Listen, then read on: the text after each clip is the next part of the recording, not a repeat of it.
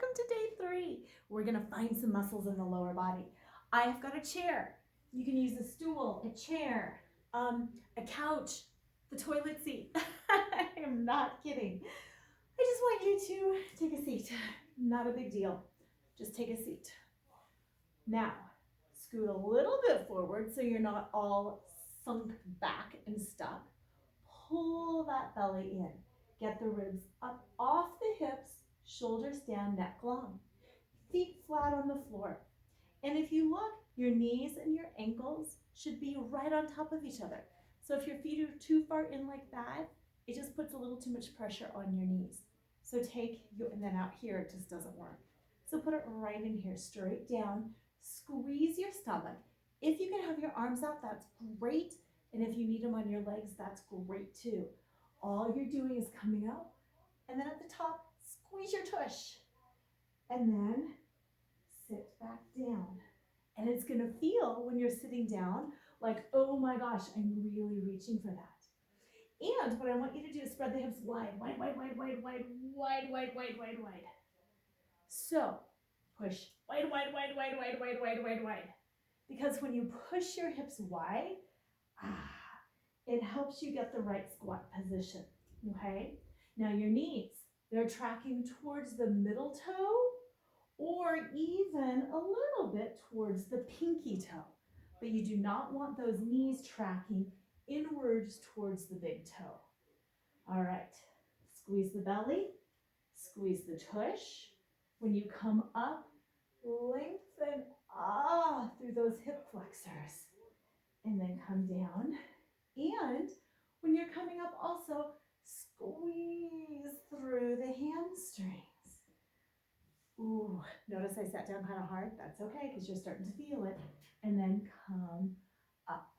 Now staying here, turn it around, bend your knees. You can reach forward for the back of the chair or for the counter or whatever, and just stretch gently into those hamstrings. And same thing, push your hips nice and wide. You can rock the weight front and back if that feels good. Don't do anything that doesn't feel good.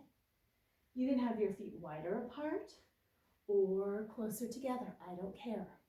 But what I want you to do is protect that low back. Round it up. Flatten it out. Round it up. Flatten it out. Drop those hands to those thighs with the knees bent. Slide it straight up, squeezing the tush. Now, if you need the chair for balance, use it for balance. But I want you to just come up and down on those toes. Perfect. And I'm going to come up and talk to you a little bit because I feel like we're kind of far away. But you keep coming up and down. And when you're coming up and down, like that, squeeze the calf. Yes. Now find the inner thighs. Squeeze the inner thighs. And the tush. Squeeze everything. Good. Look, I lost my balance. Squeeze. Now as you come down, lift those toes and tap those toes. Can you see that? One at a time. That's working the anterior tibialis, which is the muscle that runs up that shin bone. And if you've ever had shin splints, it might be because this muscle is a little bit weak. So you can even go faster, but keep the knees soft, keep the belly pulled in, keep your balance. You can be standing up if that's fine, but I like to use a little bit of balance. They're really wearing out there. And go ahead and shake it out. Now ground to both feet on the floor and squeeze the ankles towards each other.